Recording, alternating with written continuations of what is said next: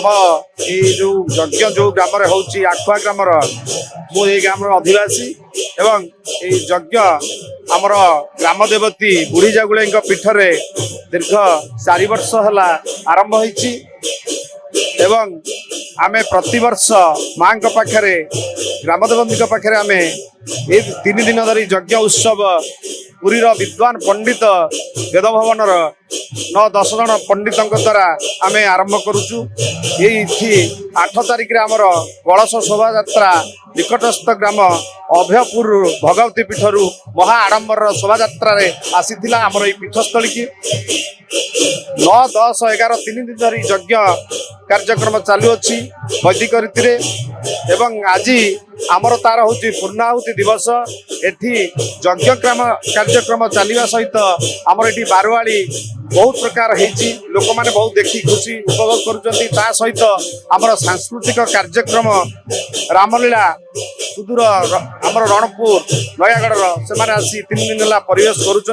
ग्रामवासी मान मध्य बहुत गोटे उत्साह उद्दीपन कार्य चली ग्रामर सब युवक बंधु ग्रामर मुरबी समस्ते एथे बहु प्रकार सहयोग कर जो बाहर सब आम पिला माने अच्छी से समस्ते आसी पहुँची ये गोटे बड़ उत्सव पालन कराऊँगी ग्राम देवंती एवं एठी आमर माँ बुढ़ी जागुले विजयमान स्थली ता सहित एठी आमर विश्वेश्वर महादेव तांकर भी एठी पीठ ता सहित आमर हनुमान मंदिर पार्वती मंदिर आउ सबुठ बड़ कथा ये पीठर जे मालिक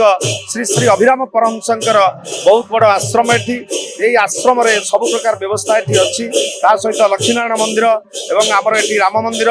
गणेश मंदिर ग्राम आरंभ रे दीनबंधु मंदिर सब प्रकार मंदिर होइछि जहा फल रे ए जगार ना गोटे पीठस्थली बहु पूर्वपुरुष अच्छी एवं स्थानीय लोक प्रतिवर्ष ये बहु संख्यार उपस्थित रही ए प्रकार यज्ञ को उपभोग करती एवं सांस्कृतिक कार्यक्रम देखते। ये ग्राम जो आमर आध्यात्मिक देवी देवता बुढ़ी जागुले ग्राम देवती ये ग्राम देवती उन्नति सकाशे एवं ग्रामवासी मानकर आध्यात्मिक उन्नति ये ग्राम एक आध्यात्मिक परिवेश सृष्टि करने ये प्रकार आयोजन कराई जो कार्यक्रम आयोजन गोटे रामलीला कराऊँच हरिहाट कराऊँच आनंद बजार खोल एवं प्रत्येक लोक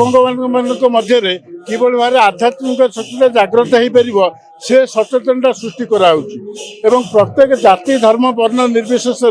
प्रत्येक व्यक्ति मान मध्य किभली ऐक्य भाव सृष्टि हो प्रत्येक मध्य गोटे प्रेम भाव सृष्टि हो से भावधारा को उन्नीत करने ये कार्यक्रम आयोजन कराई जो कार्यक्रम माध्यम कि समस्त ग्रामवासी मान मध्य गोटे ऐक्य भाव सृष्टि हो ऐक्य भाव को जागृत करने प्रति वर्ष ये किभली उन्नति साधन हो पार से आम ये अंचल आदिवासी मानकर सहयोग कामना करूँ एवं यही सहयोगिता को पाथर करी बुढ़ी जागुले आशीर्वाद भिक्षा करूँ जो आशीर्वाद टे आम आखुआ ग्रामर एवं पाख